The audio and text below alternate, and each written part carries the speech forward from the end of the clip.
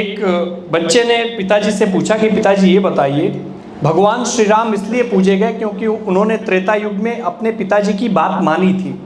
भक्त प्रहलाद इसलिए पूजे गए क्योंकि उन्होंने सतयुग में अपने पिता की बात नहीं मानी थी। अब पापा ये बताइए कि मैं आपकी बात मानूं या ना मानूं। पिताजी बोले कि देखो बेटा, ये कलयुग है, हमारे और तुम्हारे लिए सबसे अच्छा यही है कि हम दोनों आपकी माता जी की बात माने, वरना हम दोनों पूजे जाएंगे। ऐसी ऐसी चीजें चल रही हैं। जिस तरह से अंग्रेजी के कुछ शब्द, मदन सर, जिस तरह से अंग्रेजी के कुछ शब्द साइलेंट होते हैं, जैसे साइकोलॉजी में पी साइलेंट होता है, उसी तरह हिंदी के भी कुछ शब्द साइलेंट होते हैं।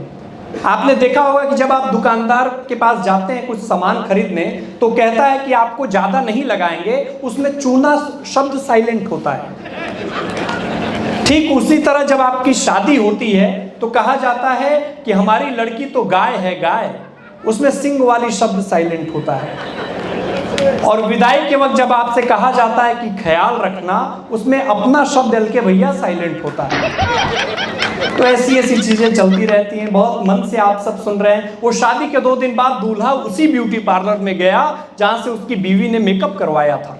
उसने पार्लर वाली मैडम को एक आईफोन गिफ्ट किया, थैंक यू बोला और वहां से चला गया। मैडम ने खुशी के मारे आईफोन का डिब्बा खोला तो उसमें नोकिया 1100 पड़ा था, इंस्पेक्टर साहब, और साथ में एक पर्ची थी। पर्ची पर लिखा था सेम फीलिंग हियर।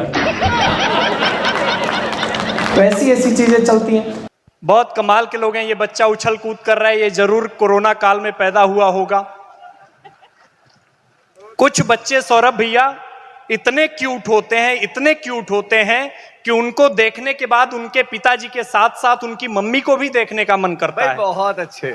हाँ, इतने क्यूट क्यूट बच्चे हैं। एक बच्चा पार्क में चॉकलेट खा रहा था तो एक आंटी ने बोला कि बेटा, ज्यादा चॉकलेट खाने वाले जल्दी मर जाते हैं। तो बच्चा बोला कि आंटी, आपको एक बात पता है, मेरी दादी जब मरी थी तो 106 साल जिंदा थी। तो आंटी ने बोला कि बेटा, वो चॉकलेट कम खाती होंगी। तो नहीं, बेटे ने बोला नहीं, वो अपने काम से काम रखती थी। सहेलियां बैठी हुई है, कमाल की सहेलियां बैठी हुई है आसपास। वो एक सहेली ने दूसरी सहेली से कहा कि यार, पड़ोस वाली आंटी ने नाक में दम कर रखा है। जब भी किसी की मोहल्ले में शादी पड़ती है सोनू भैया, तो मेरा गाल खींच करके कहती है अब तुम्हारी बारी। लेकिन मैंने ये उनकी आदत छुड़वा दी। तो दूसरी सहेली ने कहा कैसे छुड़वा दी? दूसरी सहेली ने बोला कि जब भी मेरे मोहल्ले में कोई मरता है तो मैं आंटी का गाल खींच करके कहती हूं अब आपकी बारी। आप लोग बड़े मस्त लोग हैं। मैं पिछले बार आया था और आपका प्रेम मिला। आदरणीय मंत्री जी का आदेश हम दो लोगों के लिए अध्यादेश के बराबर होता है, मेरे लिए तो आना पड़ा।